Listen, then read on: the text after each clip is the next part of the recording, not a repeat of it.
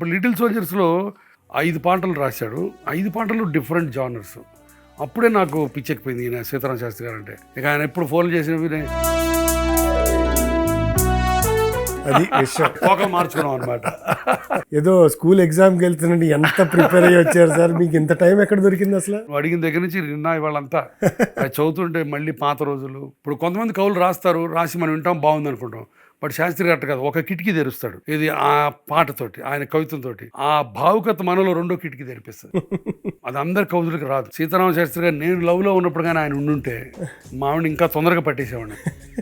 ప్రాణం ఎప్పుడు మొదలైందో తెలుపగల తేదీ ఏదో గుర్తించేందుకు వీలుందా? డాక్టర్లు కూడా తెలియదు, మాకు కూడా తెలియదు. ఆకాశం తాకేలా పడగాలై ఈ నేల అందించే ఆహ్వానం ప్రేమంటే.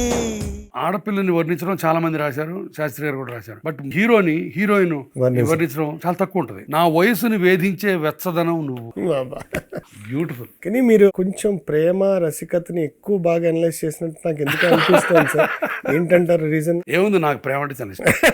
ఆయన పాటంటే సినిమా తెలిసిపోద్ది. అవును. వేలు పట్టి నడిపిస్తుంటే చంటి పాపల నా అడుగులు అడిగే తీరం చేరేదలా అంటే నాన్నని మనసుని ఇండైరెక్ట్ గా నాకు కూడా చోటే లేని నా మనసులో నిన్ను ఉంచగల నా ప్రేమ ఈ జన్మలో. బాబా